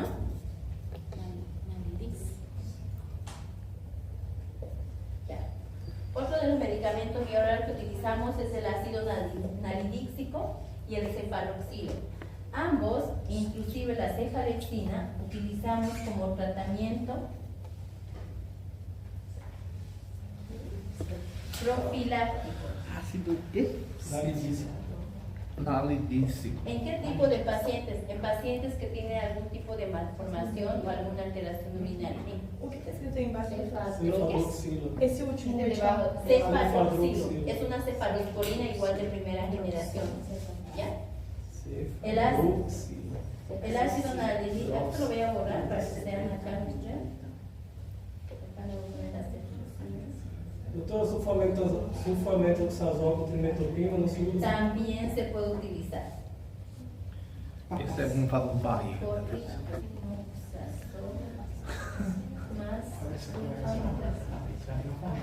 Cefadroxila? ¿Ya? Se puede utilizar, pero generalmente ya no lo utilizamos tanto porque ha habido mucha resistencia, porque el cotrimoxazol con más sulfa no solo lo utilizan en las infecciones urinarias, lo utilizan en neumonías, lo han utilizado en infecciones gastrointestinales, entonces por eso ya hay mucha resistencia. Entonces, por ahora nuevamente hemos vuelto a la moxiácido clavulánico, maracentixima, o estos medicamentos que son igual de tratamiento profiláctico. Estos, por ejemplo, estos medicamentos a veces en pacientes que tienen alguna malformación o que tienen hitos recurrentes por algún tipo de alteración a nivel de la anatomía urinaria, generalmente se utiliza por meses. ¿Ya? Incluso pacientes que tienen alguna patología neurológica que hacen la vejiga neurogénica, igual utilizamos esto para evitar, por eso se llama tratamiento profiláctico, para evitar que hagan infecciones urinarias. Lo utilizan 6 meses, 12 meses, ¿ya? No lo utilizamos tanto como tratamientos específicos, en terapia corta. Lo que más utilizamos son estos de acá arriba. ¿Ya? Cefadroxilo. ¿Ya? Por eso no les estoy dando la dosis, porque esto tiene dosis terapéutica y dosis profiláctica. Doutora, e Pero que me sepan cotrimoxazol? esto, está bien. Dime. Cotrimoxazol com o quê? Más sulfa. Ah, tá. Ya. Doutora, cefalexina com a palavra. Moxazol. Cotrimoxazol. Sulfamethoxazol. Ese Vixima ya saben, es 8, ¿no? Moxazol. 8 miligramos. Para que no se olvide. Ya. Vamos ahora a ese paciente que lo vamos a internar. Esto ya es para la casa. Asociado a esto, obviamente, ustedes le dan su ibuprofeno, su paracetamol si tiene fiebre o tiene dolor, ¿no? Y ustedes ya la saben igual a dosis, no se las voy a repetir. Ya. Hospitalario. En el hospitalario, igual tenemos diferentes líneas. ¿Cuáles son los medicamentos que más utilizamos? A ver, ya me lo estaba mencionando uno. ¿Cuál era? Ceftriaxona, Ceftriaxona. de 50 a 80.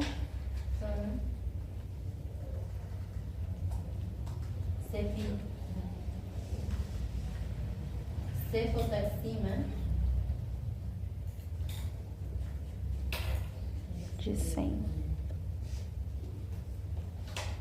Amicacina. Gentamicina.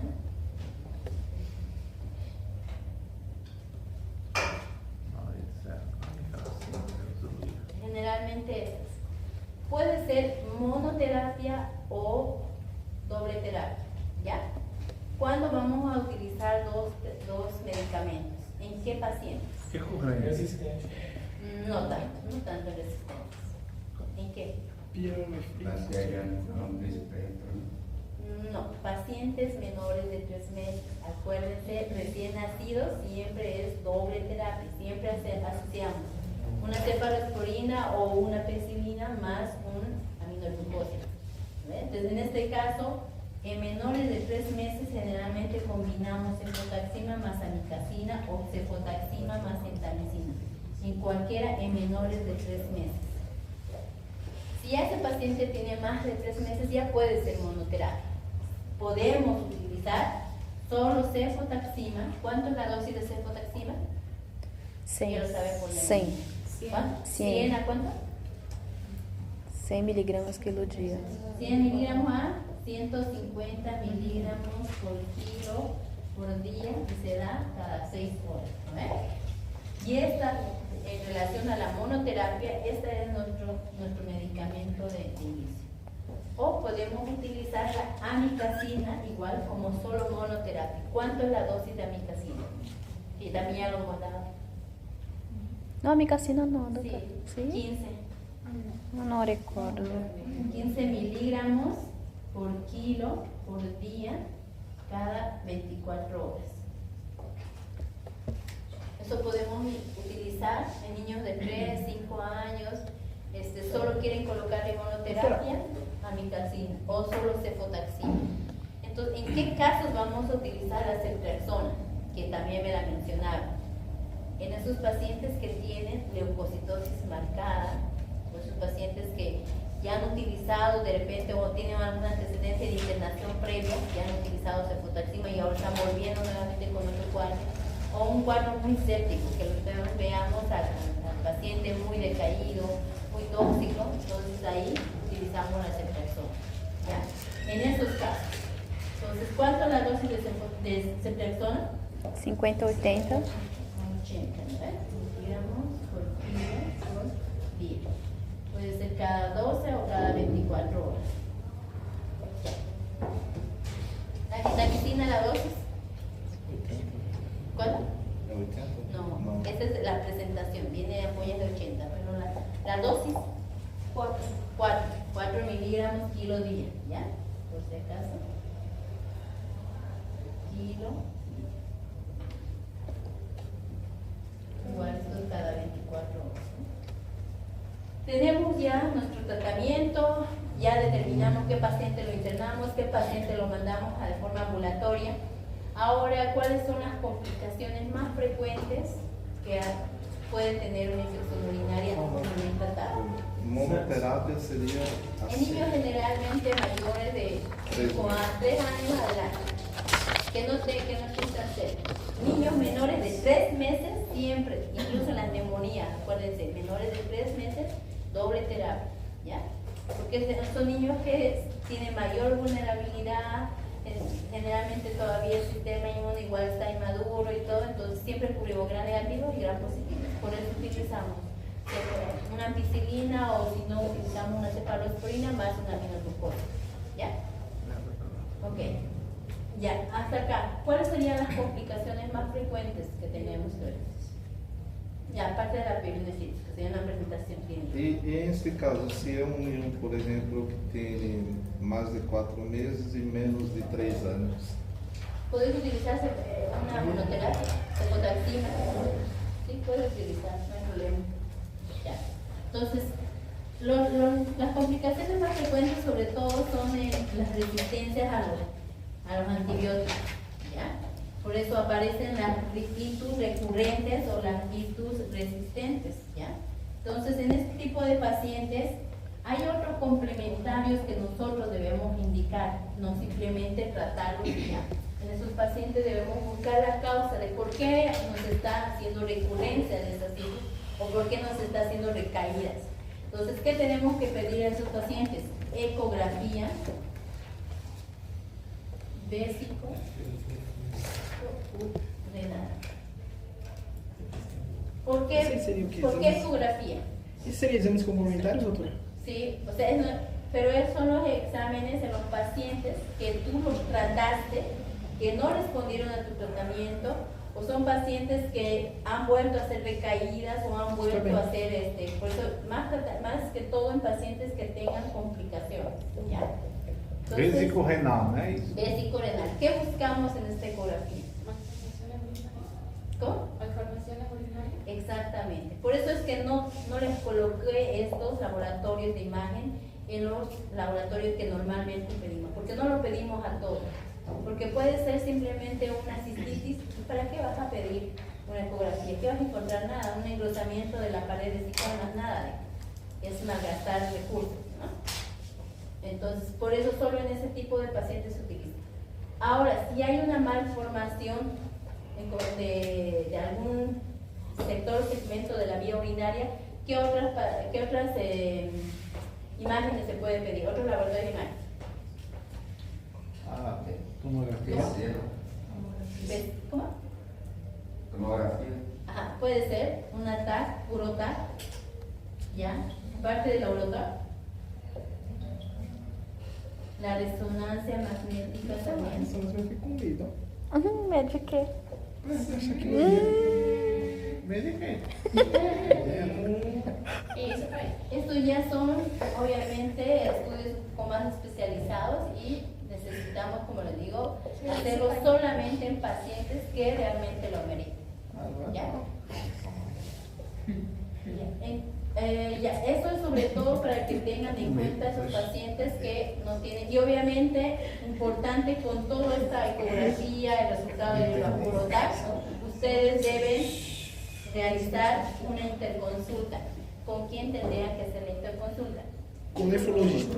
Nefrología o Urologista. cualquiera. Perdeu o medo ¿Ya? agora. Foi, agora foi. Nefrología, urología, pediátrica, ¿no?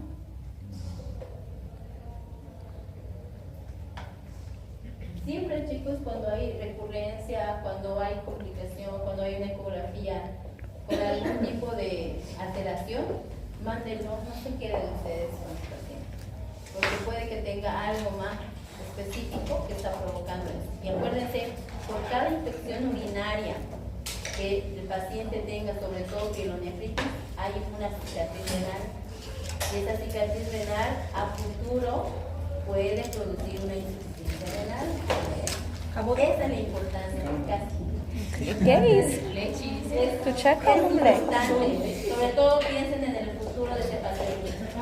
En este momento lo pueden tratar, pero cada vez que nos haga insuficiencia urinaria está dejando una alteración en el intestino, ¿ya? Por eso es importante no Entonces, descuidar la doctora, parte. ¿hay fibrose? Y en ¿Hay relación- fibrose? No se olviden igual prevenir, ¿ya? Igual que en la otra patología, aquí la educación a las mamás es muy importante. Necesito que a esas mamás las orienten en cómo es de la adecuada limpieza, sobre todo en las niñas, ¿ya? Entonces necesito eso, es súper importante para que ustedes igual hagan que esa mamá de repente no venga recurrentemente con esas infecciones urinarias, o esa pacientita no se complica más, ¿no? Doctora, en el caso de un lactante menor a 3 meses, ¿es verdad que no hagan el prepucio hace que haya infección? Lo que pasa es que todos los recién nacidos masculinos siempre nacen con una fibrosis fisiológica, que hay controversias muchas veces entre algunos autores que mencionan que hay que hacer una retracción manual, es decir, la mamá forzada, ¿no? O el pediatra. Pero hay otros que dicen que simplemente fisiológicamente se hace esa retracción. Obviamente hay que ir, yo no los mando, por ejemplo, a mis pacientes, yo no los mando a que lo hagan, pero sí en cada consulta yo voy revisando. Si veo que al mes de edad o a los 2 meses esa fibrosis fisiológica no se está retrayendo sola, ahí sí mando a hacer una retracción manual. Se le explico a la mamá que lo tiene que hacer. ¿Por qué? Porque va a ser un factor de riesgo para que ese niño varón nos haga infecciones urinarias cuando esté de lactante o preescolar, ¿no? Entonces, por eso, este es el tratamiento preventivo. Es muy importante. Siempre piensen en algo preventivo antes de llegar a los patólogos. Ya tenemos, yo sé que ya